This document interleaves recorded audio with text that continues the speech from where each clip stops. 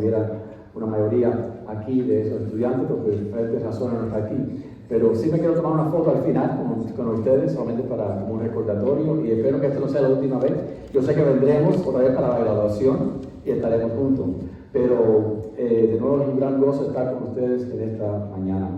Y quiero de verdad felicitar a los que son estudiantes por el trabajo que están haciendo ustedes. No es fácil ser un estudiante en un seminario, pero muy gracias que ustedes son fieles estudiantes y aman al Señor, sobre todo, que es lo más importante.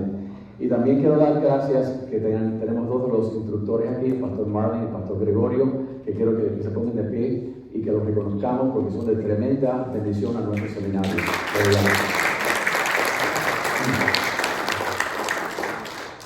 Ante nada, me gustaría siempre presentar a mi familia. Yo siempre digo esto en cada conferencia que yo voy, y yo soy un hombre bendecido. El Señor ha sido muy bueno conmigo, más que lo que yo merezco. Y el Señor me ha dado una esposa que juntos, ya por casi 30 años, hemos establecido un hogar y Dios nos ha bendecido de grandes maneras y doy gracias a ella. La bendición mía son los nietos. Tengo una nieta y dos nietos y mis hijas que amo con todo mi corazón.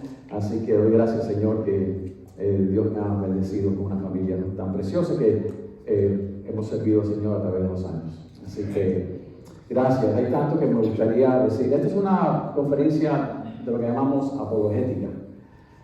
No es un estudio bíblico en sí. Vamos a mirar algunos textos bíblicos, pero en sí no es un estudio bíblico donde vamos a abrir la Biblia y vamos a hacer un estudio, ¿verdad?, exegético o algo así. También es una conferencia que, como usted ve ahí en sus notas, tiene 3 partes principales. Cada una de esas partes pudiera tomar 3 horas, cada una de ellas. Entonces, lo que quiero decir es que no voy a poder decir todo lo que me gustaría decir, y a lo mejor aclarar todo lo que me gustaría aclarar.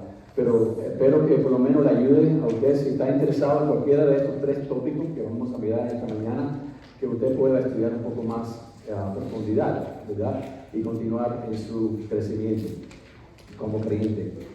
El Salmo 19, porque el título de la conferencia es La Biblia confiable, respuestas a un nuevo cristianismo, y vamos a explicar eso.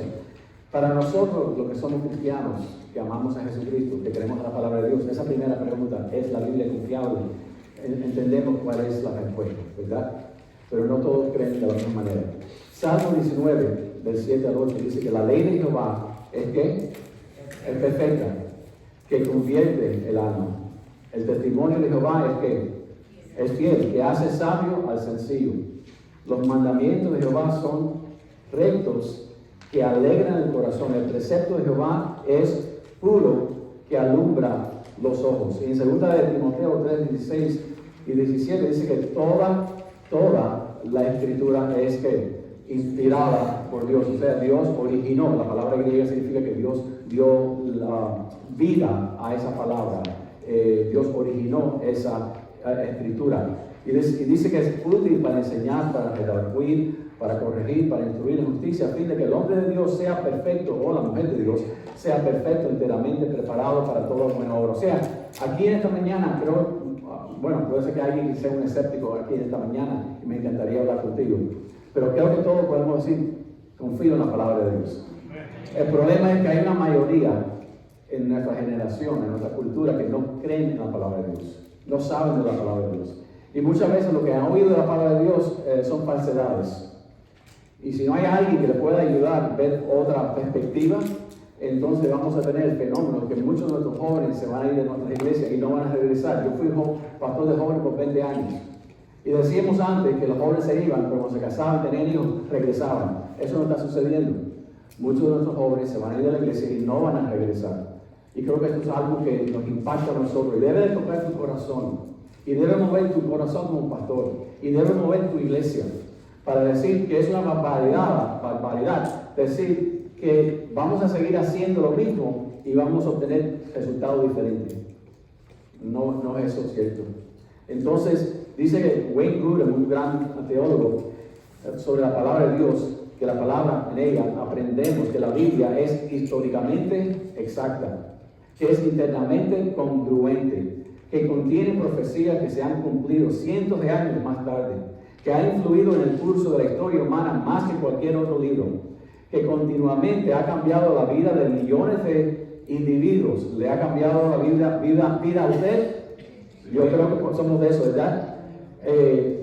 En toda la historia, que por ella las personas hayan la salvación, que tiene una belleza majestuosa, wow, y profundidad de enseñanza que ningún otro libro iguala, y que afirma cientos de veces que son palabras del mismo Dios, dice él en su libro de sistemática, de teología sistemática. Pero esa no es la realidad para muchas personas.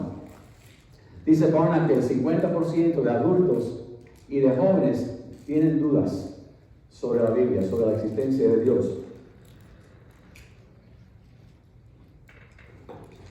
Si van al internet, esto es algunas de las cosas que van a encontrar en el internet.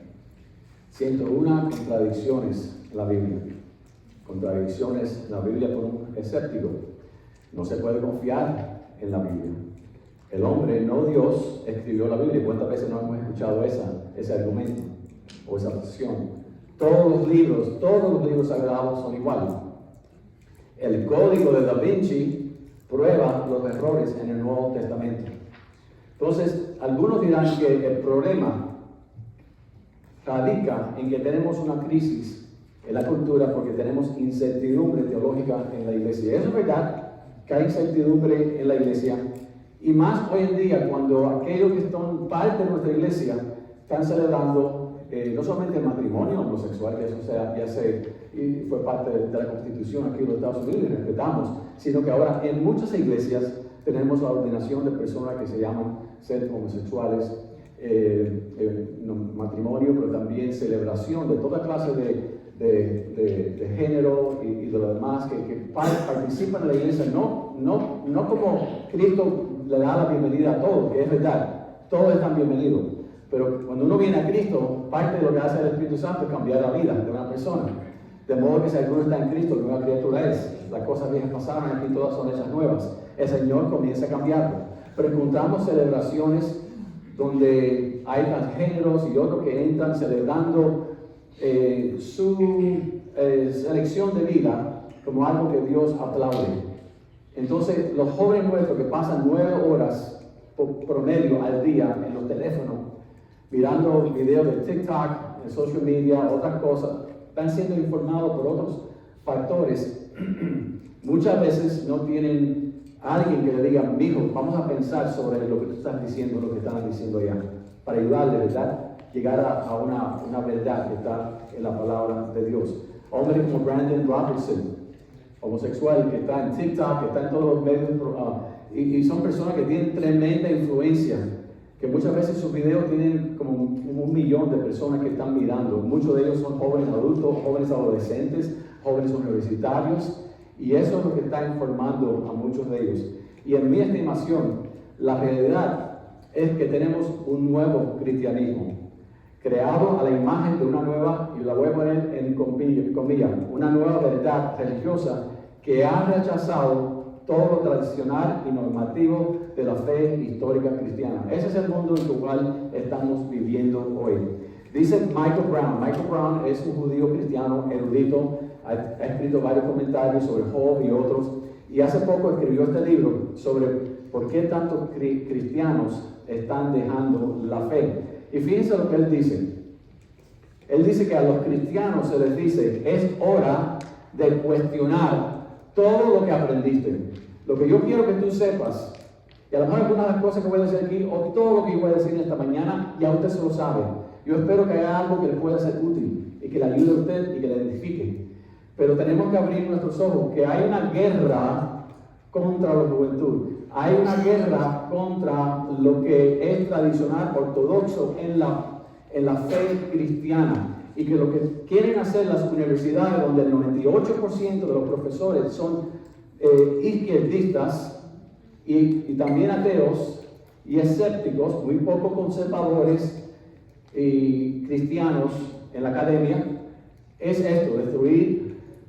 Una universidad hace eso, le ayuda a uno a pensar, lidiar con lo que se le ha enseñado, pero la idea es poner las diferentes opciones interpretativa, pero entonces construir de nuevo la vida de ese muchacho, de acuerdo a lo que saben de la palabra de Dios. Eso no es lo que van a hacer. Y ahí tengo, como fui pastor de jóvenes por 20 años en Miami, tengo muchas historias, no puedo decirles acerca de la Universidad de Miami, FIU y todos esos lugares. Pero fíjense lo que está pasando en este momento. A los cristianos se les dice, es hora de cuestionar todo lo que aprendiste. O sea, nos equivocamos a enseñar a nuestros muchachos. Y a ellos están diciendo, lo que te enseñaron estaba equivocado. Tiempo para leer la Biblia a través de nuevos ojos. Tiempo para dejar al lado tus presuposiciones y creencias favoritas. Y tiempo para ser brutalmente honesto contigo mismo. Cuando lo hagas, fíjense, cuando hagas esto, ya no profesarás tu fe cristiana. Al menos, no de la manera en que alguna vez lo hiciste. Es hora de ser iluminado.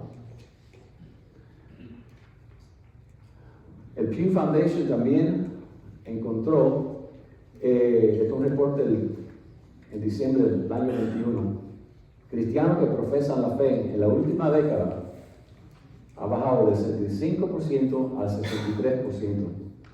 El número de americanos que profesan alguna afiliación religiosa ha subido más del 30%, de lo que se llama en inglés de nuns, porque ya no tienen que ver nada con la fe religiosa establecida, ¿verdad? Quieren su propia espiritualidad. Y esto no solamente en los Estados Unidos, esto es mundialmente. Miren, en Madrid, casi el 49% de los jóvenes de entre 18 a 24 años no se identifican con ninguna religión. Usted va a Europa ahora y lo que ve ahí es increíble, ¿verdad? Y cuando comenzamos con la idea de que Dios murió, si no hay Dios, en los años 60 se promovió mucho, si no hay Dios, lo que sigue entonces no hay verdad. Si no existe el estándar sobre todas las cosas que dice esto es la manera, esto es lo correcto, esto me revela a mí, entonces encontramos que lo que hoy vemos en la humanidad y en la cultura. Y pudiéramos ver de manera sociológica, demográfica, los diferentes puntos de cada una de estas generaciones. No tenemos tiempo, pero queremos concentrarnos brevemente en la generación Z y Alfa. Cuando hablamos de la generación Alfa, estos son mis nietos. Mi nieto tiene 4 años y 2 años. No tenemos estadística todavía para esta edad. Si usted tiene hijos pequeñitos o nietos en esta edad, son conocidos como la generación Alfa.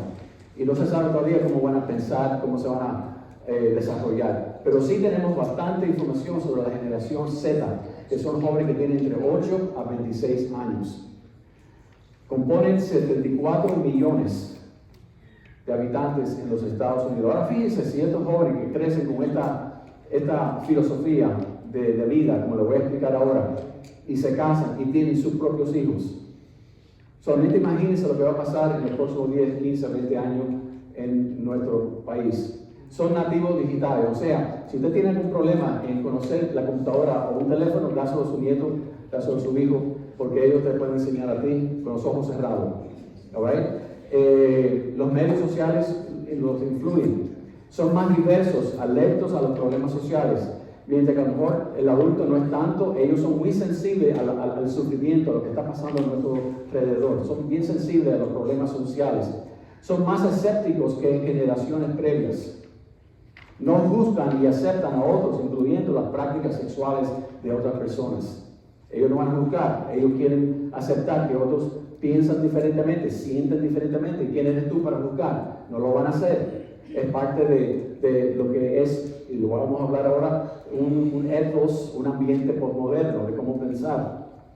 Son menos religiosos y menos evangelísticos. Eso fue una cita sacada de un estudio hace tiempo, hace un año que leí, que aún los jóvenes cristianos son menos evangelísticos hoy en día. O sea, no se sienten bien llamar la atención a otras personas que no creen como ellos. Entonces esa encomienda que Dios nos da de hacer discípulos, para muchos de ellos es que no es mi lugar para yo llamar la atención a otra persona que cree diferente. O sea, nuestros propios jóvenes, muchos de ellos no se sienten bien hablar del Señor porque entonces no están respetando las diferencias y prefieren estar en silencio. Es un problema grande para nosotros. Y Barna dice que los jóvenes entre 13 a 18 años tienen el doble de probabilidades que los adultos de decir que son ateos. Jonathan Morrow, que es profesor en Biola, tiene una palabra para ustedes los padres. Él dice, uno de los mayores regalos que puede darle a la generación Z en su hogar es un lugar seguro para que hagan preguntas y expresen dudas y proceden su interactúan para toda su experiencia está siendo, fíjense, narrada por la cultura, por los medios de comunicación, por Netflix y todo lo demás. Yo me recuerdo con mis hijas que la sobremesa es muy importante. Hoy no se ve la sobremesa muy a menudo, no sé ustedes si la practican o no, pero quedarte ahí y después de la cena, tener una conversación con tus hijos, es el tiempo que yo hacía, era el momento para yo reunir a la familia y tener el devocional y orar y hablar de la vida y hablar de la escuela y todo. Ese es el momento. Si no le damos esto, entonces la narración, la historia que ellos van a poder formar en su vida va a venir de otros medios, de la cultura, de la comunicación, de Netflix, de TikTok, de otra manera. Eso es lo que les va a informar a ellos. Él sigue diciendo lo siguiente, le dice, al menos el 50% de los estudiantes cristianos se desvincularán de su fe en los años universitarios. Y solo el 4% de los adolescentes de hoy tienen una cosmovisión bíblica, o worldview. ¿Qué es una cosmovisión bíblica? ¿Por qué estoy aquí? ¿Cuál es el propósito de la vida? ¿Qué significado tiene la vida? ¿Hay un Dios? ¿Qué pasa cuando uno muere? Eso es una cosmovisión bíblica, o worldview. Y dice solamente el 4% de los adolescentes tienen esa clase de cosmovisión bíblica. Entonces, casi como regresando al Nuevo Testamento y re-evangelizando una cultura, porque no saben, no tienen claridad, ¿verdad? Y cuando miramos a los jóvenes cristianos, dice Newsweek en el año 21, casi el 30% de los jóvenes cristianos de la generación Z se describen a sí mismos como en algún lugar del espectro LGBTQ. 30%. Y fíjense que esta estadística fue del año 21, y ahora Breitbart en este año, en abril, saca esta estadística. 1 de 4 estudiantes de high school se identifican en el espectro de LGBTQ. O sea, de cada 4, 1. Tanto cristianos como la población en general. O sea, hay confusión. Y no piensen, porque a lo mejor sus hijos no le dicen algo que ellos no están pensando, porque están en ese contexto, están ahí, tienen dudas, tienen sus amigos, son buenas personas y tienen un pensamiento diferente. ¿Quiénes son ellos para juzgar? ¿Y cuáles son algunos de los problemas que han contribuido a todo esto? Hay nuevos conceptos e interpretaciones religiosas. Algunas no son tan nuevos, pero se presentan de diferentes maneras. El concepto de un Dios bueno que ama a todas iguales sin limitaciones personales. Si hay creencias sobre Dios, es que Dios es ¿qué? Amor y que Dios nos ama a todos. Y hay un sentido, eso es verdad, que Dios nos ama a todos. El universalismo, ¿qué enseña el universalismo? Que todos serán salvos, que todas las religiones conllevan al cielo. No hay infierno, dicen ellos. No hay condenación eterna. ¿Por qué? Porque eso no compagina con el Dios que usted dice que Dios es amor. El pluralismo religioso. Hace años atrás éramos una nación aquí en los Estados Unidos que mayormente todo el mundo en los años 50, 60 iban a la iglesia. Pero hoy en día su vecino puede ser musulmán, puede ser budista, puede ser hindú, puede ser cualquiera religión. Y los muchachos saben esto y están aprendiendo de otras creencias, otras maneras de pensar y lo demás. Y eso también influye. La nueva tolerancia es forzada. Mis padres me enseñaron a mí ser tolerante. ¿Qué es tolerante? Para mí, cuando yo crecía de niño, reconoce que otras personas van a creer diferente a ti y respeta que ellos tengan una opinión diferente. Tú tienes la tuya, ellos tienen la de ellos, pero respétele. La tolerancia no hay, ¿cuál es? Apláudele a las personas que son diferentes, pero son iguales, no los dejes criticar. Y no solamente eso, es una tolerancia esforzada. Que hoy en día, si tú no eres tolerante, te pueden cancelar. Las iglesias pueden ser canceladas, los pastores pueden ser cancelados. Eso está pasando en Canadá y otros lugares. Nuevas interpretaciones del Antiguo y Nuevo Testamento. Vamos a mirar brevemente esto en un momento. Y la Biblia no se puede interpretar de manera literal. Hay tanto aquí también. Si ustedes son estudiantes del seminario, eso lo leímos y lo estudiamos en el volumen 1 sobre la interpretación bíblica. Causas por el éxodo de las iglesias.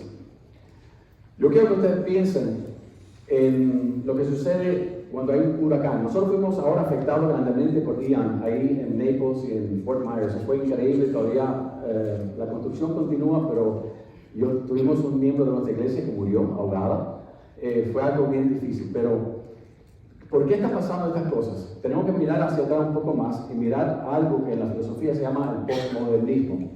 Cuando usted piensa en un huracán, a veces nos concentramos en los vientos que están bien cerca de nosotros. ¿Por cuánto va a entrar, verdad? Si es de 75, si es de 130, que es una categoría ya bastante grande, y estamos, ¿por dónde va a entrar, verdad? Y va a entrar por aquí y nos va a afectar. Esos son los vientos inmediatos, cercanos al ojo. Pero lo que conlleva, ¿verdad?, el movimiento del huracán son vientos en la atmósfera que va llevando ese huracán a cierto lugar. Nosotros nos concentramos en lo que está pasando de inmediato a nosotros. Pero lo que está llevando ese huracán son los vientos en la atmósfera. Eso es el postmodernismo. El postmodernismo es una filosofía que entró en este país hace muchos años atrás. Y es una manera diferente de pensar. Y eso es lo que estamos moviendo a todo en nuestra sociedad. Yo quiero que pienses en la arquitectura como una ilustración de qué es el postmodernismo. El postmodernismo ha tocado la historia, por eso que la historia se está reescribiendo, la medicina, todo. Pero una de las cosas para que usted entienda es la arquitectura. En los siglos XIX y XX, cuando uno pensaba en un edificio, sabíamos que había simetría y los edificios eran como una caja, básicamente. Eso era un edificio. Esa es la manera de pensar. Hoy en día, y mucha de la arquitectura tiene algo que parece como esto. No es normal, es diferente, no es lo común, ¿verdad? Y eso refleja el cambio que ha traído esta filosofía. Y dice Jenks en su libro, él dice esto sobre el postmodernismo, y tiene usted para escribir ahí en su nota en la primera página. El postmodernismo significa el fin de una sola visión del mundo. Eso es importante. El postmodernismo significa el fin de una sola visión del mundo y por extensión una guerra. Yo creo que esa palabra es fuerte. ¿Y qué estamos experimentando hoy en día? Es una guerra. Es una guerra contra la totalidad. O sea, de una manera solamente porque usted pueda explicar y definir la realidad. Es una resistencia a las explicaciones individuales respecto a la diferencia y una celebración. Una celebración de lo regional, lo local y lo particular. Eso es lo que el postmodernismo va a atacar. Cualquier cristianismo, cualquier ismo lo va a atacar, como es una manera que va entonces a explicar toda la realidad. Y el cristianismo hace eso, da una explicación de quién es Dios, qué es la salvación, y entonces es una guerra contra cualquier visión del mundo que sea singular.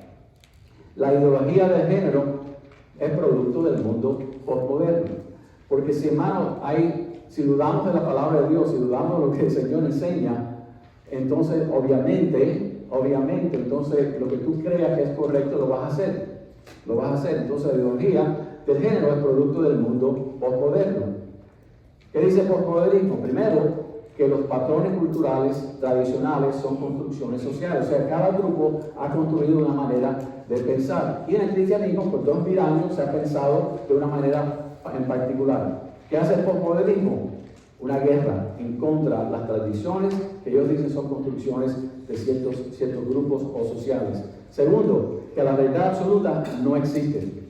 Que la verdad absoluta no existe y por lo tanto todo es ¿qué? Permisible y ¿qué más? Tolerado. Entonces encontramos que usted puede entonces encontrar su identidad de género en el género y tenemos que explicar dos palabras.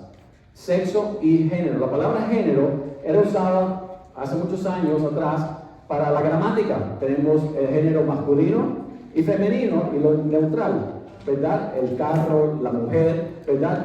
Después entró en los años 50 para hablar del sexo, el género masculino y femenino. Pero hoy en día no tiene ese significado.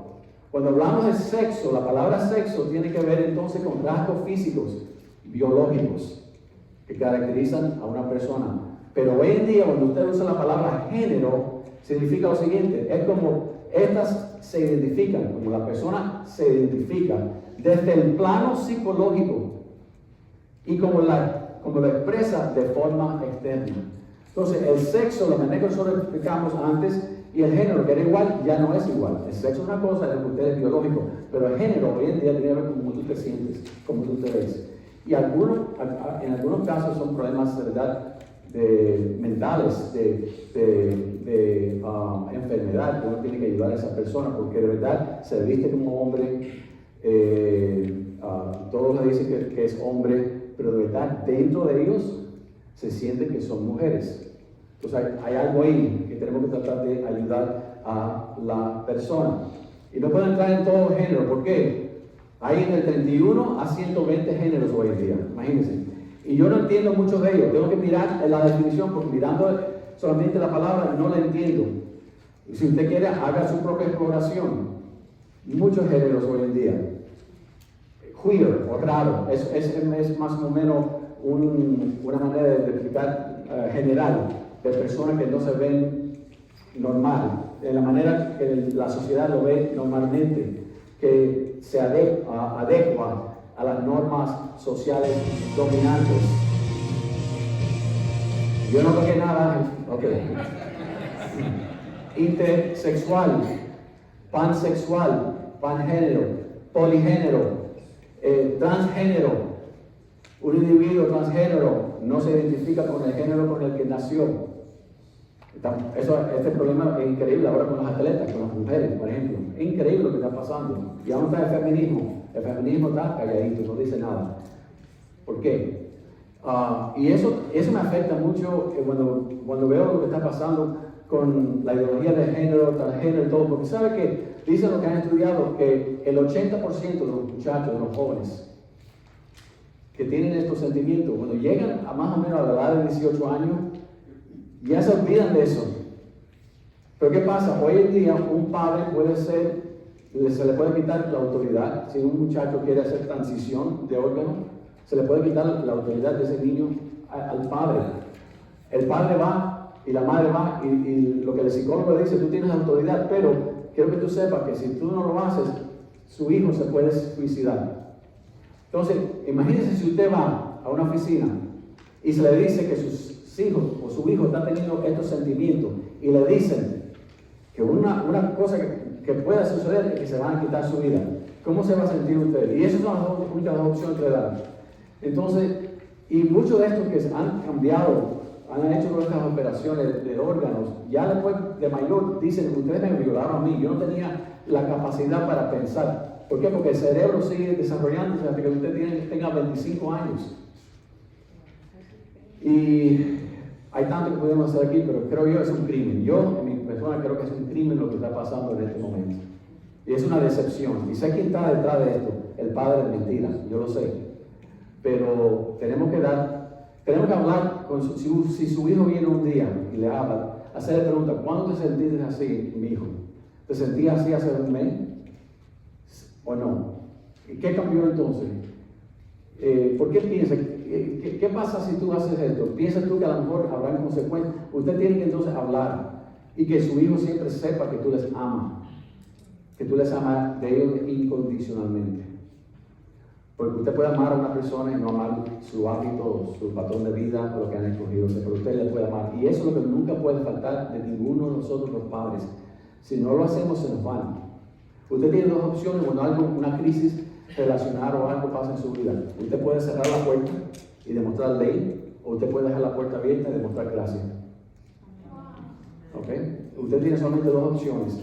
Entonces, esto que estamos encontrando de la sexual, soy asexual, no siento deseo sexual por nadie y no quiero sentirlo. Y lo interesante es esto, LGTBQ, ¿y qué más le sigue? El plus, el símbolo de suma. Y yo creo que es exactamente lo que San Agustín, el teólogo católico del cuarto siglo, enseña, de que el hombre siempre va a estar sediento, siempre va buscando y no va a descansar hasta que no encuentre su descanso en Dios. Por eso que siempre va a haber un símbolo de más, porque estos jóvenes y estas personas que buscan en otros lugares en los cuales Dios no nos creó para experimentar la vida ahí, nunca va a estar satisfecho. Siempre el alfabeto va a continuar añadiendo letras y siempre va a haber un más, un plus. ¿Por qué? Porque usted no encuentra paz, usted no encuentra descanso en su vida hasta que no encuentre Dios. Por eso que Eclesiastés 3:11 dice, ha puesto eternidad en el corazón de ellos. O sea, Dios ha puesto eternidad en nuestras vidas, en nuestro corazón, en nuestra alma. Y lo que deseamos, lo que vamos buscando es el Señor, es su Hijo, es la verdad. Cristo vino para darnos vida y vida en abundancia, vida a plenitud. Y el mundo le está robando a nuestros jóvenes, a nuestros adolescentes, a nuestros jóvenes universitarios, ¿verdad? ¿Y por qué? Porque Jueces 17:6 dice, en aquellos días no había ley en Israel. Cada uno hacía lo que bien le parecía. Y es lo que estamos experimentando hoy. Entonces, causas por el éxodo de las iglesias, creo que hay un movimiento, el resultado del posmodernismo y una cultura posmoderna, pero también algunos dicen, me voy de la iglesia por pecado e hipocresía. Sabemos que la iglesia católica romana y protestante que han habido muchos casos de problemas sexuales, ¿verdad? Y eso lo ven. O sea, no hay un factor solamente por el cual los muchachos se están yendo de la iglesia y muchos no regresan. No es solamente una razón, pero una de ellas que sí dicen es que me afecta. ¿Por qué? Porque veo que esto está pasando y los líderes de las denominaciones se callan y no hacen nada con estas personas que han sido acusadas. Y ven, y si eso está así en los líderes de la iglesia, why do I want to go there? Why would I want to go to the church that's corrupt? ¿Entiende? Entonces, pecado y hipocresía. Movimiento de Dios está muerto, el Dios bíblico, y rechazo de la verdad absoluta, ya hemos hablado de eso. El nuevo ateísmo, que es nuevo en su ambición evangelística, no en sus argumentos. Déjenme explicar eso rápidamente. Cuando usted lee acerca de los grandes nuevos ateos y filósofos que quieren transmitir este concepto, no hay nada nuevo bajo el sol. Los argumentos contra Dios son iguales, pero lo que sí ha cambiado es un espíritu que muchos de ellos tienen para tratar de evangelizar a la cultura con diferentes maneras, para tratar de persuadir a las personas para que no crean en Dios. Pero los argumentos no son nuevos, son los mismos. El problema del mal, si hay un Dios bueno, todopoderoso, porque existe el mal, cosas así, ¿verdad? Eso no ha cambiado. Y falta misericordia en las iglesias para los marginalizados. Ahí tenemos que ponernos nosotros todos. Miren, rápidamente, cuando yo vivía en Miami, tenía una pareja, dos muchachas, que vivían al frente. Mi niña Catherine era pequeña cuando eso. Y me recuerdo que durante la Navidad siempre me traían un regalo para mi hija. Era bien nice. Y yo fui a su casa varias veces, pero me he arrepentido de una cosa. Cuando ellos establecieron un negocio, abrieron como una heladería, me invitaron, me dijeron que iban a tener un barbecue con la familia para celebrar y todo, y yo no quise ir. Cuando eso era bien bautista, un bautista es separatista, se separa de la cultura.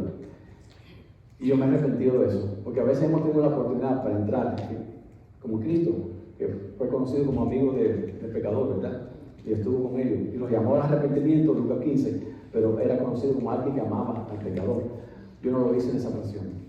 Desde entonces me he arrepentido de eso, porque la iglesia muchas veces ha marginalizado a estas personas. En nuestra iglesia recientemente, yo soy pastor de jóvenes, pastor de discipulado en la iglesia de habla inglesa en Naples. Y hace poco tuvimos una pareja homosexual, tenían su niñita, la niñita iba a la escuela dominical y todo. Vinieron por mucho tiempo y siempre la tratamos con mucho amor, la aceptamos y todo, se predicaba la palabra de Dios. Por alguna razón se fueron a la iglesia y meses más tarde regresan a la iglesia y van ahí semana tras semana tras semana. Entonces el pastor principal predicó de Romanos 1 y solamente leyó Romanos 1 del 18 al 32 y no dijo más nada. Una de ellas, eso sí, se puso bien para abajo. Desde entonces nunca regresaron otra vez. Se fueron no por nosotros, se fueron por el mensaje del Evangelio, pero no por nosotros. Tenemos que cambiar nuestra perspectiva. Si alguien viene afeminado, si una persona viene recta, pero yo no sé su vida, pero no sé lo que es, lo que no, después me entero, no importa, pelo rojo, azul, verde, todos están invitados y todos son aceptos aquí. El problema está entonces que cuando tú vienes a Cristo tal como eres, Cristo no te deja ir. Cristo comienza la obra. Y hay personas que a lo mejor son homosexuales, pero son creyentes. No viven de esa manera. Igual que hay hombres cristianos que son mujeriegos. Siempre han vivido con mujeres y ahora como cristianos están atraídos a las mujeres, pero aman a Cristo más y le son fieles al Señor. O sea, cualquier tendencia que tú tengas en tu corazón, esa tendencia a lo mejor Dios no te sana o te libera de ella. A lo mejor sí, no todos. Pero cualquier tendencia que tú tengas, cualquier tentación que tú tengas, tú puedes, en el nombre del Señor y bajo el poder del Espíritu Santo, decirle no y vivir una vida que glorifica a Dios. No significa que a veces a lo mejor no caes. Puede ser que caigas, no seas perfecto en esa clase de vida, pero la intención de tu corazón es ser de fiel al Señor. Pero la iglesia tiene que cambiar bastante aquí. No podemos continuar marginalizando, porque la cultura, oh my gosh, I'm saying more than what I should. La cultura, la iglesia muchas veces ha maltratado a personas que son diferentes, han dicho cosas, se han burlado. Usted no sabe lo que están las personas sintiendo.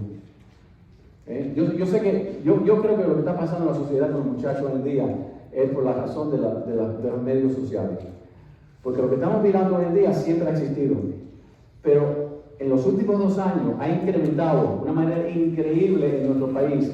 Y parte de eso es los medios sociales, que un muchacho que está creciendo muchas veces se cuestiona. Una muchacha que le gustan los deportes, le gustan los pantalones, se vestirse de cierta manera o algo así. Y si alguien viene y le da una palabra solamente, dice, oye, a lo mejor tú no eres mujer, tú eres varón. Solamente una palabra, una edad de 10 años, 11 años, 12 años, te puede ahora establecer un patrón en tu vida por los próximos años. Y cuando tú entras a una vida homosexual, te puede tomar décadas para salir de ella. Pero si podemos orientar a los muchachos, hablar con ellos, saber que es el 80%, fíjense, el 80% de los muchachos que están teniendo estos pensamientos para la edad de 18 no siguen esa vida. Si no se dan cuenta, eso fue un pensamiento errado. Yo sé quién soy biológicamente, soy hombre o soy mujer. Pero we encourage it, which is what the culture is doing. Este es el problema que vamos a tener. ¿Qué más? Una nueva hermenéutica selectiva que vamos a mirar brevemente. El enfoque de la deconstrucción de la fe, ya lo miramos con Michael Brown al principio. Este punto lo saqué ahora, el tercero aquí, de un sociológico cristiano de la Universidad de Oklahoma. Y me llamó mucho la atención. Él dice, una razón por la cual muchos jóvenes se están yendo de la iglesia es el tercer punto. Una política menos conservadora y diferente a la de los padres conservadores. Déjame repetir. Una política menos conservadora y diferente a la de los padres conservadores. ¿Qué pasa? El muchacho está creciendo en un hogar donde los padres tienen cierta postura política conservadora y ellos tienen su postura religiosa, pero van a la universidad donde la postura política es izquierdista. Y ahora dicen que se dan cuenta que esa política izquierdista es diferente a la política conservadora. Pero la política conservadora la sostienen ¿quiénes? Muchos. Los cristianos. ¿Qué pasa ahora? Se alejan del Señor. Porque ven, política conservadora, cristianismo, yo no creo en esa política, tampoco voy a crecer entonces en el cristianismo. Entonces eso está afectando también, y no digo que uno cambie su postura conservadora, usted vote su conciencia, ¿verdad? Pero eso también es un factor. Una agenda global para eliminar, yo creo, una agenda global para eliminar la definición de la familia al fin de intentar a destruir la imagen de Dios en el ser humano. El enemigo, el diablo, quiere destruir al ser humano. ¿Por qué? Porque cada uno de ustedes representan a Dios. Por eso el aborto y todas estas cosas, ¿verdad? Yo creo que hay una agenda global para eliminar la familia. Entonces, el propósito de este seminario, esta es la introducción. Wow, all right. Y tengo media hora, right, para la primera parte. Entonces, el propósito de este seminario es darnos cuenta que muchos jóvenes y adultos están dejando la iglesia, el 74%. Y lo hacen por dificultades sobre la interpretación de la Biblia. y preguntas acerca del texto, ¿verdad? El texto sagrado. Y queremos darle la oportunidad a los jóvenes saber que hay una respuesta a las preguntas que ellos están haciendo, lo que están escuchando, las objeciones que están usando, para que lleguen a ser convencidos de que la Biblia es verídica, que es veraz, y no se aparten de ella. Lo que deseamos lograr al confiar en las Escrituras es confianza en Dios, para que cuando la vida se nos haga difícil y nuestra fe sea desafiada, nos mantengamos en los caminos del Señor. Mis hermanos, yo no quiero seguir perdiendo jóvenes ni universitarios de nuestra iglesia. Yo quiero cerrar la puerta. Yo no quiero que la puerta siga abierta para que entren por una y salgan por la otra. Y tenemos que pedir que Dios nos ayude, nos dé sabiduría. ¿All right? Entonces, lo que estamos intentando en esta mañana es hablar del carácter de Dios. ¿Okay? Es Dios un Dios monstruoso. Eso va a ser en la próxima media hora. Si Dios nos ayuda, tendremos un descanso de 10 minutos. Entonces, la sesión 2 y 3 van a seguir de inmediato. Después, si usted necesita ir al baño o levantarse, usted lo puede hacer en cualquier momento. Vamos a hablar acerca de Jesús, los evangelios y otros escritos. Y por último, la Biblia y el desafío LGBTQ y algunas interpretaciones que están dando a textos clásicos del Antiguo Testamento y Nuevo Testamento. Ahora, esta es una pregunta para usted que no es retórica, así que quiero que usted la conteste. All right? ¿Qué es lo que primero viene a su mente cuando usted piensa en Dios? Lo primero, the first thing that comes to your mind when you think about God. ¿Qué viene? Diga una palabra. Jesucristo, misericordioso, amor. ¿Qué digo? Creador, algo más, diga. Perdonador, bueno, ¿quién más? ¿Cuál es? El verdadero caminar. Unos cuantos más. Salvación. ¿Qué piensas tú cuando piensas en Dios? What's the first thing that comes to your mind? Creador. ¿Alguien más? Gracias. El todo. Gracias. Gracias. ¿Alguien piensa de Dios que es un monstruo? Ninguno de nosotros pensamos que Dios es un monstruo, ¿verdad? Pero este es un punto que hoy en día muchas personas que dudan de la Biblia, dudan porque lo que ven, la violencia que ven en el Antiguo Testamento, que viene de parte de Dios, dicen ellos, demuestra que Dios es un monstruo, que no se puede. Cuando miramos la vida de Jesucristo, Jesucristo era amor, compasión, misericordia. No vemos a Jesús destruyendo a las personas, pero ¿cómo entonces vamos al Antiguo Testamento, vemos a un Dios? Y a lo mejor usted ha tenido alguna de estas dudas. Está bien como creyentes a veces tener dudas de lo que leemos en la Biblia y demás, pero no dejar las dudas ahí, sino buscar las respuestas a ellas, ¿verdad? Entonces, este primer punto, el carácter de Dios en el Antiguo Testamento, la objeción es la siguiente: Dios es un monstruo moral. Los eventos en las páginas del Antiguo Testamento no son de un Dios amoroso, sino vengativo y malvado. Creo que en la segunda página, en las notas suyas, que tenemos ese primer punto. Entonces, dice Paul Colton es profesor en Palm Beach Atlantic, en la Universidad de Palm Beach Atlantic, una universidad cristiana al norte de la Florida, de Miami. Ha escrito mucho sobre esto. Pero la pregunta es esta: ¿cómo reconciliamos a un Dios violento del Antiguo Testamento con un Dios amoroso? Ejemplos. A la luz de la persona de Jesús, ¿cómo debemos entender pasajes difíciles en el Antiguo Testamento? Si mirar a Jesucristo es ver a Dios, yo y el Padre uno somos, Juan 10:30, entonces ¿cómo reconciliamos Jesús, que es amor, que vino para perdonar, sanar a los enfermos, hacer todas esas cosas, y vemos a Dios que está entonces trayendo violencia a personas en el Antiguo Testamento? ¿Cómo son las exhortaciones de amar a vuestros enemigos armonizadas con la violencia hacia los cananitas? ¿Es cierto que Dios ordenó la exterminación de los pueblos en el Antiguo Testamento? Y la última pregunta: ¿qué en sí significa la palabra hebrea haram, traducida como destrucción? Paul Colton ha escrito bastante en esta área de la apologética. Este libro, Is God a Vindictive Bully, está solamente en inglés, pero si quieren un libro bastante bueno que está en español, es este: Mátenlos a todos. Y la pregunta: ¿ordenó Dios el genocidio? Si quieren un estudio más profundo, con más detalles de lo que yo le voy a poder dar en esta mañana, si esta es una área que a usted le gustaría estudiar más, ese es un buen libro para conseguir, bastante detallado. Uno de los caracteres preferidos míos de Disney es Winnie the Pooh, aunque me gusta Tigger bastante. Pero el autor de Winnie the Pooh dijo esto, es inónimo. El Antiguo Testamento es responsable de más ateísmo, agnosticismo, incredulidad, llámalo como quieras, que cualquier libro jamás escrito. Y para muchas personas, cuando leen el Antiguo Testamento, lo rechazan. Rechazan a Jesús. Perdón. Aceptan a Jesús, aceptan el Nuevo Testamento, pero dicen, no entiendo el Antiguo Testamento y no me gusta el Antiguo Testamento. Y es verdad, usted comienza a leer el Éxodo, y va entonces a Deuteronomio, y va a Josué, usted comienza a ver algunas cosas y usted dice, wow, ¿cómo es esto posible?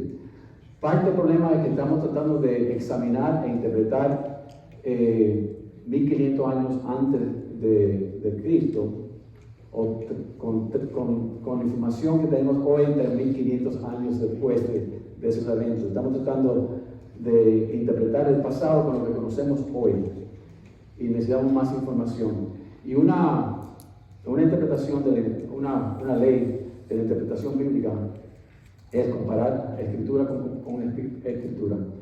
Y cuando uno no tiene todas las respuestas, no significa que las respuestas no estén ahí. Por ejemplo, me encantaría hablar de esto. Cuando se pensaba que estaba Sodoma y Gomorra al sur del Mar Muerto, ya se ha comprobado que no era ese lugar, sino está a una parte norte. Y hay evidencia de probablemente una explosión de un meteorite que cayó. Y hoy en día se han encontrado pedazos de cristal que es el resultado, y la ciencia le da el nombre, de una explosión inmensa que puede convertir entonces la arena a un cristal verde. Y los científicos, no tanto los arqueológicos bíblicos, han determinado que cuando eso sucedió científicamente fue alrededor del año 1500 a 2000 años, tiempo de Abraham, que vivió 2000 años antes. O sea, no vamos a entrar ahí, pero hay respuestas a muchas veces a cosas que no entendemos. Que yo no la entienda hoy, o no tenga la capacidad hoy, no significa que no hay. Tengo que esperar. Decían que ya me estoy yendo más, decían que Moisés nunca pudo haber escrito el Pentateuco los primeros 5 años, porque no se escribía en esos años. Y después encuentran la tableta rosa, la Rosetta Stone, que demuestra que había escritos de 3000 años antes de Cristo, o sea, y Moisés es 1500 antes, o sea, hay tanto en la arqueología que nos está ayudando. Yo necesito que encuentren el arca en las montañas de Turquía para creer. Pero cuando si Dios permite que se encuentre un arca, ahí qué lindo sería, ¿verdad? Así que una manera para interpretar la Biblia es que cuando alguien le dice una cosa y usted no tiene todas las respuestas, está bien, que yo no la tenga hoy no significa que no existe, porque yo tengo mente finita, ¿verdad? Reducida.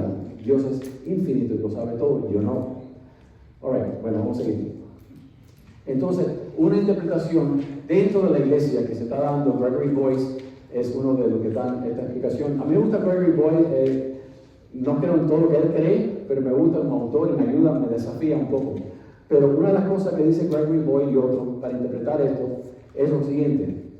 No estoy de acuerdo con esto, pero esto es lo que se explica como una posible respuesta. La representación del carácter más desagradable de toda ficción no es el Dios real, sino el Dios textual. O sea, lo que usted lee en la Biblia es el Dios ficticio, pero no el Dios textual.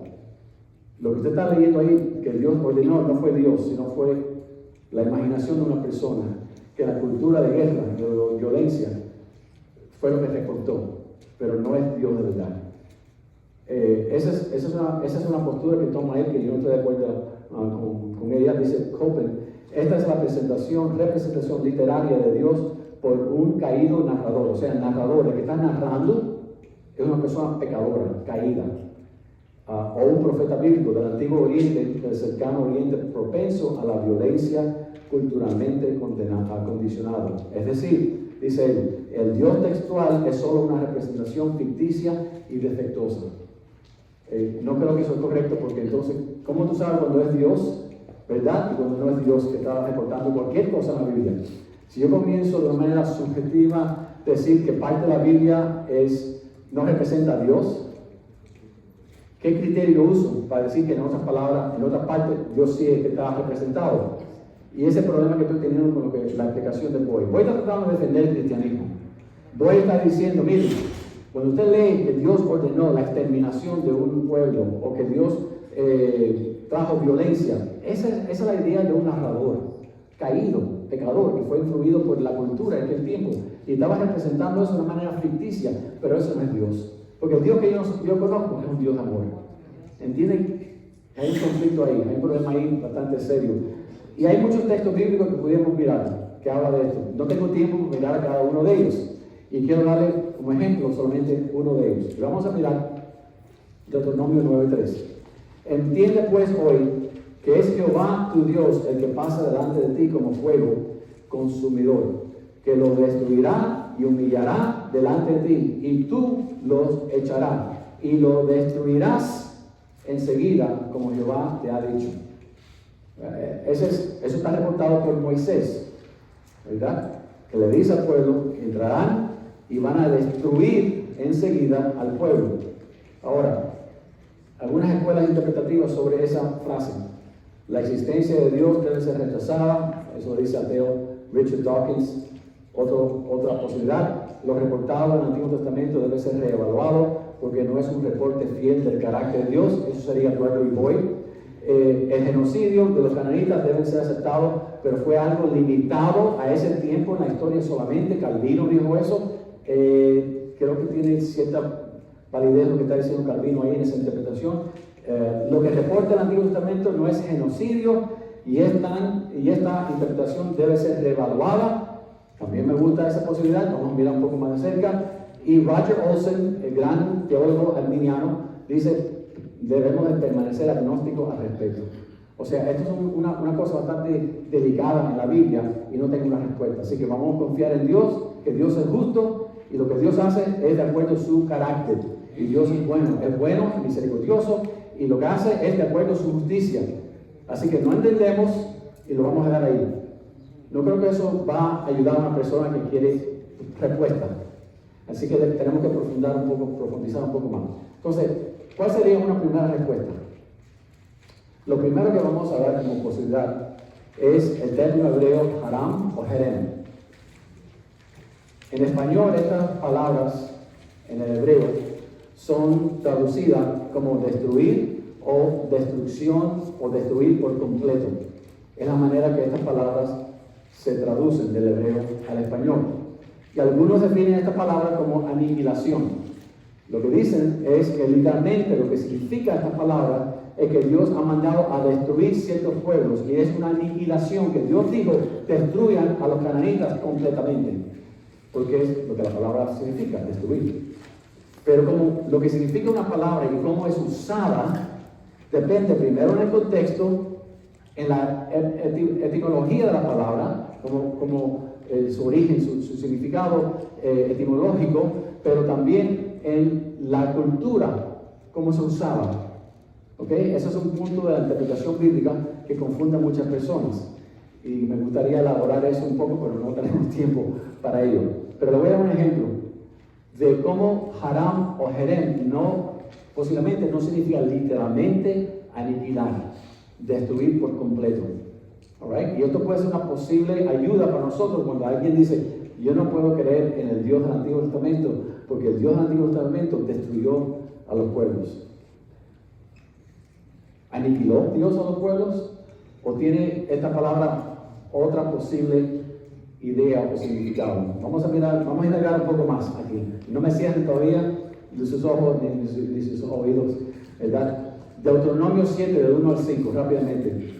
Cuando Jehová tu Dios te haya introducido en la tierra en la cual entrarás para tomarla, y haya echado delante de ti a muchas naciones, al Eteo, al Jerjeseo, al Amorreo, al Cananeo, al Fereceo, al Heveo, al Cubano, y al Jebuseo, 7 naciones mayores y más poderosas que tú, y Jehová tu Dios las haya entregado delante de ti, y las hayas derrotado, la que dice, la destruirás, es la palabra hebrea herem o haram aquí, la destruirás del todo, no harás con ellas alianza ni tendrás de ellas misericordia, y no emparentarás con ellas, no darás a tu hijo a tu hija a tu hijo, ni tomarás a su hija para tu hijo, porque desviará a tu hijo de en pos de mí, y servirán a dioses ajenos, y el furor de Jehová se encenderá sobre vosotros y te destruirá pronto, mas así habéis de hacer con ellos.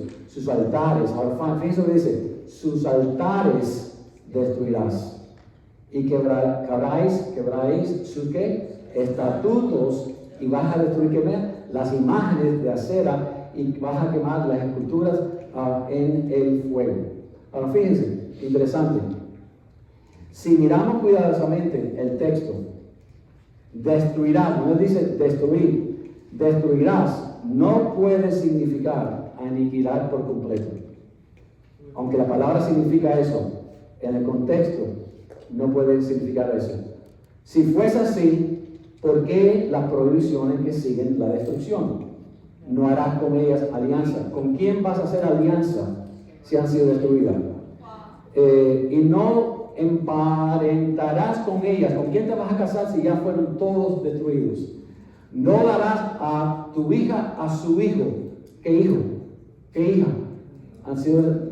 No, ni tomarás a su hija para tu hijo. ¿De qué hija, de qué mujer van a poder obtener esposa para tu hijo si no existen? Si fueron aniquilados. Entonces, hay posibilidad de que esta palabra no significa to destroy completely, annihilation, annihilate. It doesn't mean that necessarily. All right? Ahora, el término hebreo, aram, erem, dice el comentarista Firth, los narrativos usan hipérbole.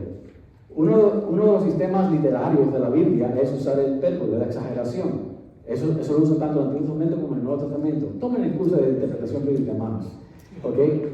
Los narrativos usan hipérbole para relatar eventos de violencia o destrucción de enemigos. Algo, dice él, común en la literatura antigua. Usted tiene que reconocer, y no tenemos tiempo para aquí entrar, que habían otras culturas junto con los israelitas que estaban entrando en la tierra prometida y tenían sus propios escritos. Habían otros escritos que también se habían que existían, tanto de la creación como el diluvio. Habían otras historias en diferentes pueblos que ya existían antes del Pentateuco, y que el Pentateuco fue escrito en el contexto de estas otras sociedades y culturas que tenían sus escritos. Y lo que está diciendo este comentarista es que la manera en esa literatura que se usaba esa palabra era hipérbole, algo exagerado. Él dice que Herem está dirigido contra aquellos, fíjate, y es verdad, está dirigido contra aquellos quienes estuvieron envueltos en la resistencia armada, o sea, los guerreros. La idea era que esas guerras eran en contra de los mismos guerreros, envueltos en la resistencia armada, ya que los capítulos posteriores mostrarán a muchos vivos y sanos en estas regiones. Si eran aniquilados o destruidos, literalmente todos, hombre, mujer, niño. No significa que eso no sucedió especialmente al principio de la conquista, pero no necesariamente siempre. Walton y Walton, que son familia, escribieron esto. Destruir no es una buena traducción, sino herem significa eliminación de identidad o eliminación del uso de algo. Un ejemplo, cuando los aliados conquistaron en la guerra mundial, dijeron que arrasaron con Alemania. ¿Alemania existe o no existe? Las banderas nazis, las estatuas nazis, mucha de la literatura nazi se arrasó, destruyeron todo, pero Alemania continúa. Eso le da un ejemplo moderno de la manera que a lo mejor la Biblia está usando esta palabra. Y lo único que queremos dar a una persona que sea escéptica, a su joven, a su hijo, a alguna persona que le dice, yo no puedo creer en el Dios del Antiguo Testamento, es simplemente decir, ¿qué es lo que tú entiendes por esta palabra? Y después decirle, no necesariamente significa aniquilar, destruir por completo. Primero, los guerreros eran los que eran destruidos. Segundo, la palabra es como un hipérbole. Y lo que destruían eran las prácticas religiosas de esos países. Miren este versículo en Josué 17, otra prueba que quiero darle. Mas los hijos de Manasés no pudieron arrojar a los de aquellas ciudades, y el cananeo, ¿qué dice? Persistió en habitar en aquel. ¿Fueron destruidos o no fueron destruidos? Pero dice que ellos persistieron en habitar en aquella tierra, pero cuando los hijos de Israel fueron lo suficiente fuertes, hicieron tributario al cananeo, mas no lo que arrojaron. ¿A quién vas a arrojar si fueron destruidos completamente? ¿Ok? Eso es algo que debemos de tener en cuenta. Déjame seguir porque no puedo enseñarles todo lo que tengo. Respuesta 2.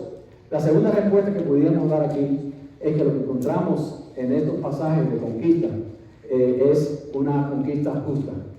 Que Dios es un Dios justo, que Dios dio cientos de años para que estos pueblos pudiesen arrepentirse y retornar a Dios, su creador, pero no lo hicieron. Eran caracterizados por adulterio, sexo en los templos, bestialidad, incesto, sacrificios de niños. Hay mucho que pudimos hablar aquí de Molech.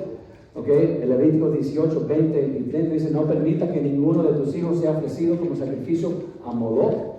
No practiques la homosexualidad. Un hombre no debe contaminarse a sí mismo al tener sexo con un animal.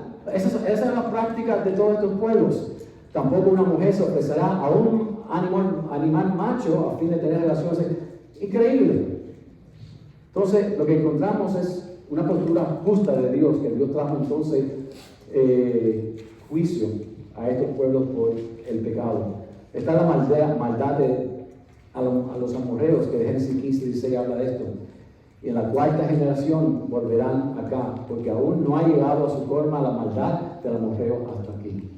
O sea, Dios esperó cientos de años para traer juicio a estos pueblos.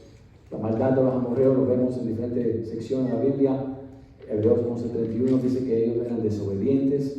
Dios dice que él juzgará a todas las naciones. Lean simplemente Apocalipsis y ustedes se dan cuenta lo que va a pasar, ¿verdad? Dios responsabiliza, dice Copen, a todos los seres humanos, incluidos los cananeos, por violar la ley moral que Dios ha puesto dentro de los corazones humanos. El juicio de Dios por el pecado no es solo sobre los israelitas que violan el pacto, sino es para todo ser humano que viola los estatutos morales de Dios. Josué conquista. ¿Han visto? ¿Saben qué significa esto? Los cubanos especialmente. No sé si otros usan esta, pero de tal palo, tal astilla. Como es el padre, será el hijo es como el padre, ¿no? Básicamente. Y lo triste es que, y hoy vemos imágenes de esto, que a un muchacho se le puede enseñar a usar una pistola, cómo defenderse de los otros. Eso es diferente a enseñar a una generación pequeña cómo odiar a un pueblo, cómo odiar a los israelitas de hoy en día, y ponerle un revólver con la intención en su mente de odiar a un cierto pueblo. Y eso lo vemos, tenemos muchas figuras. El niño pequeño de 5, 6 años ya se lo está entrenando, poniendo ese odio en ellos. O sea, lo que estamos diciendo es que a veces uno piensa en un niño que muere y pensamos en el niño mío que está jugando con sus jugueticos de Mickey Mouse o algo así. En muchos de los pueblos hoy en día, niños bien pequeños están pensando ya como adultos y se le está haciendo sentir odio por la humanidad, ciertos grupos de la humanidad. Dios no solamente sabía la crueldad y atrocidades de estos pueblos, pero también de la influencia moral que tendría sobre su pueblo.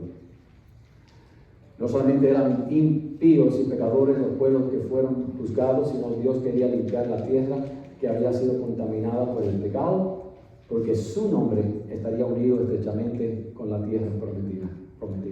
Él pondría su nombre ahí. Dice Copeland: a veces Dios simplemente abandona a una nación, ciudades o individuos cuando han llegado a un punto donde no van a cambiar. Juicio, sea directo o indirecto, es el último recurso.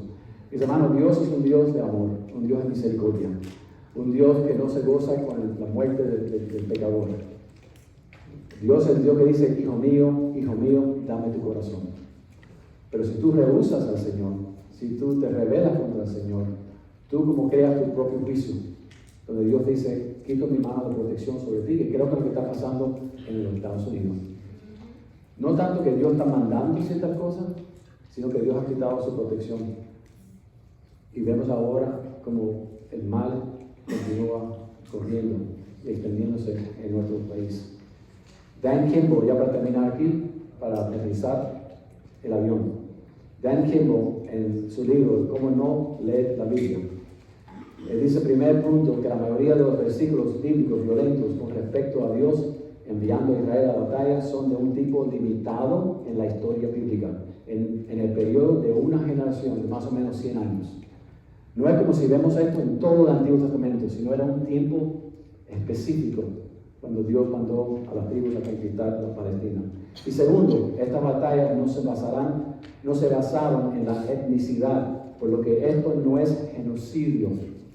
Y eso es importante aclarar a cualquier persona que haga esta pregunta. Entonces, ¿cuáles son las respuestas posibles a esta pregunta de que es Dios un monstruo? Primero, el narrador se equivocó y no representa al verdadero Dios. Yo por lo menos rechazo esa posición, esa interpretación. La segunda, la destrucción no es más que un hipérbole para la destrucción de los sistemas religiosos, pero no para una aniquilación total de los pueblos. Y tercero, la destrucción de algunos pueblos fue por el pecado de los pueblos que fueron juzgados por Dios. Entonces, hay opciones, hay maneras de contestarle esta pregunta a las personas que dicen, yo no puedo creer en el Dios del Antiguo Testamento. Puedo creer en Cristo, pero no en el Dios. Y se opinan que qué figura en la Biblia habló más del infierno que cualquier otro. Jesucristo. ¿Quién abre los sellos en Apocalipsis 6? Jesucristo. O sea, Jesús está lleno de gracia y verdad. El Dios del Antiguo Testamento es un Dios de gracia y de misericordia, pero de justicia. El Dios del Nuevo Testamento en la cruz se manifiesta como el Dios de amor, pero de justicia. Porque de tal manera amó Dios al mundo. Amor de Dios. Que ha dado su Hijo unigénito, justicia, para que todo aquel que en Él crea o cree no se pierda, mantenga vida eterna. Alright, vamos entonces ahora terminar cómo reconciliamos a un Dios violento del Antiguo Testamento con un Jesús amoroso. Dice Copeland, enfatizar la bondad divina o la severidad divina a expensas del otro resulta en una imagen moral confundida de Dios. Dios es amoroso, Dios también es justo. ¿Ok?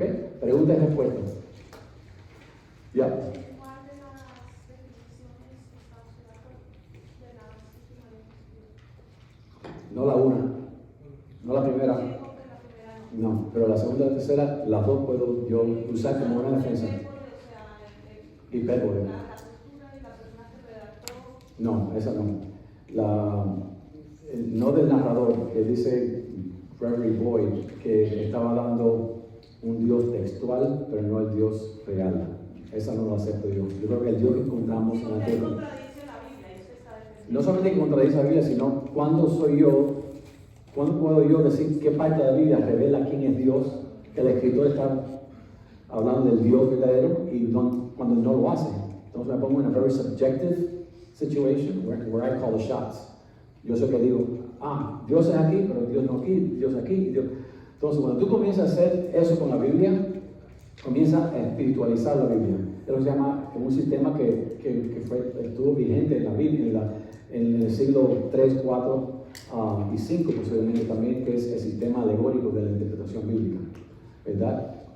Entonces tú le das la interpretación espiritual que tú quieras a eso.